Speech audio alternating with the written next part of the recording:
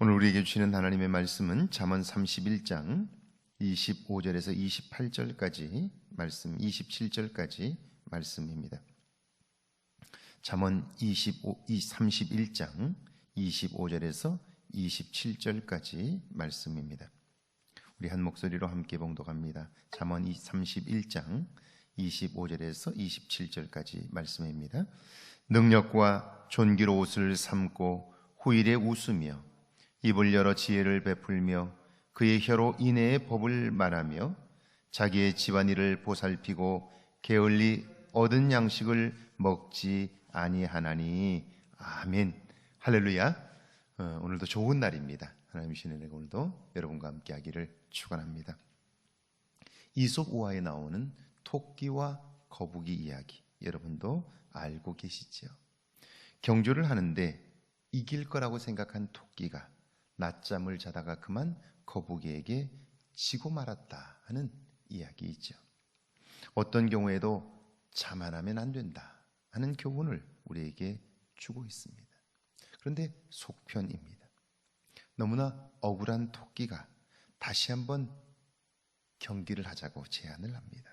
물론 거북이가 있기 때문에 거북이가 원하는 방법으로 하자고 정합니다. 거북이는 흔쾌히 그 도전을 받았고요, 산 위에서 아래로 달리기를 하게 됩니다.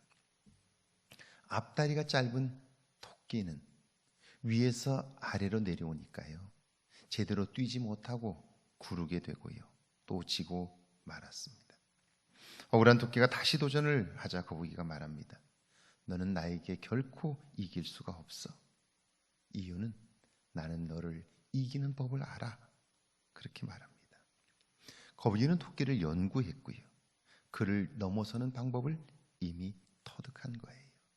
그러니까 거북이는 이기는 법을 알고 있고요, 토끼가 결코 거북이를 이길 수 없다 하는 이야기입니다.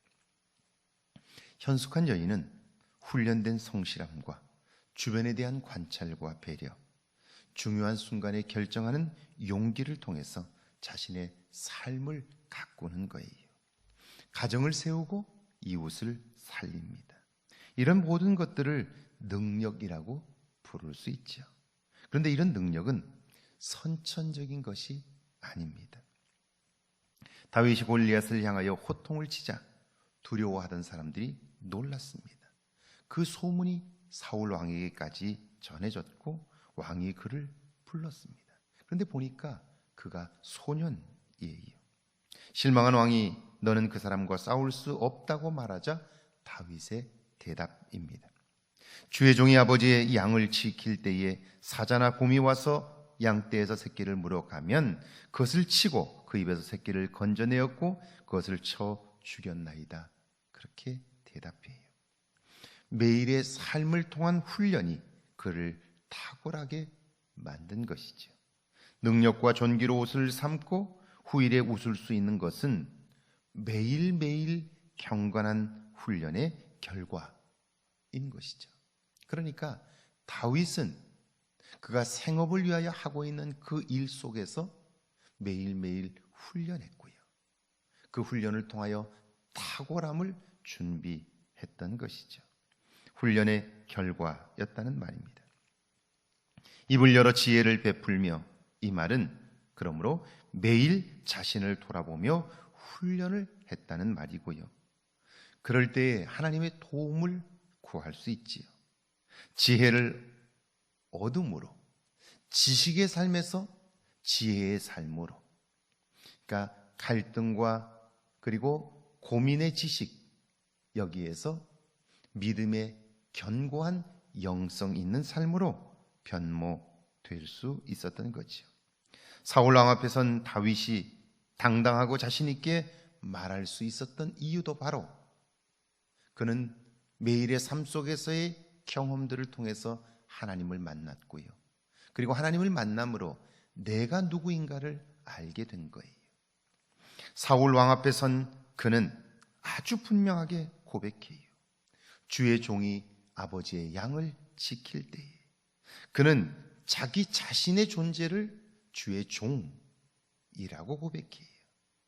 그러니까 그가 늑대와 사자와 곰이 와서 새끼를 움키려고 했을 때에 하나님의 도움을 구하고 하나님의 이름으로 나아가 그들과 맞서게 되었고, 그들을 이기게 하시는 하나님을 경험하면서 하나님이 나를 돕는 것은 나의 그 무엇 때문이 아니라 나를 사랑하시기 때문이며 나를 당신의 백성으로 붙들기 때문이다 라고 경험적으로 알게 된 거죠. 그래서 나는 내 생명의 주인이 아니라 하나님의 것이며, 그러므로 나는 주의 종이라고 하는 확신을 가지게 되었는데, 그것은 매일매일의 삶 속에서 만난 하나님에 대한 경험이 그로 하여금 자기 존재를 확인하게 해주었던 것이죠. 그러므로 그는 매일매일 하나님의 도움을 구하고 경험함으로 하나님에 대한 신뢰감을 키울 수 있었죠. 이것 때문에 그는 하나님께 지혜를 구하고 얻었으며 그의 혀로 인해의 법을 말할 수 있었던 것이죠. 모든 사람이 두려워할 그때에도 그는 하나님이 도와주시면, 나를 외면하지 않으시는 하나님이 도와주시면 능히 할 수 있다는 확신을 가지게 되었고요. 담대히 외칠 수 있었던 거죠. 내가 주의 종이기 때문입니다. 현숙한 여인은 바깥뿐 아니라 집안 일도 잘 보살핍니다. 결코 시간을 낭비하지 않습니다. 열심히 사는 것과 시간을 낭비하는 것은 다른 것입니다. 시간을 낭비하지 않으려면 시간의 우선순위를 정해야 합니다. 무엇을 먼저 할 것이며 나중 할 것인가, 무엇이 중요하며 더 중요하며 가장 중요한가를 파악하는 것이죠. 이런 삶의 질서가 세워지게 될 때 그의 삶은 견고해지고 매일매일의 훈련을 통해서 그는 탁월한 사람이 돼요. 그 탁월함은 나의 능력이 아니라 하나님의 도움을 구할 줄 아는 지혜가 그로 하여금 든든하게 세워가게 되는 것이죠. 오늘 하루 여러분의 삶 속에 이런 탁월함이 있기를 바랍니다. 매일매일 여러분이 하는 모든 일들이 훈련이 되어 하나님과의 더욱 큰 신뢰를 키워가고 내가 주의 종이라는 확신을 가지고 살아 하나님이 주시는 능력 안에서 하나님을 만나는 여러분의 삶이 있기를 주의 이름으로 축원합니다.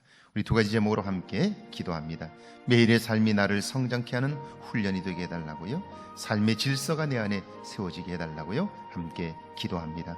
하나님, 매일의 삶이 나를 성장하게 하는 훈련이 되게 하옵소서. 매일매일 이루시는 하나님의 일들을 보게 하시고 그 하나님을 의지함으로 하나님 내 삶이 훈련되게 하옵소서. 삶의 질서가 세워져서 하나님 소중한 것을 보며 시간을 낭비하지 않도록 은혜를 베풀어 주옵소서. 시간이 지날수록 하나님을 더욱더 의지하게 하시고 하나님의 도움을 보게 하옵소서. 예수님의 이름으로 기도하옵나이다. 아멘.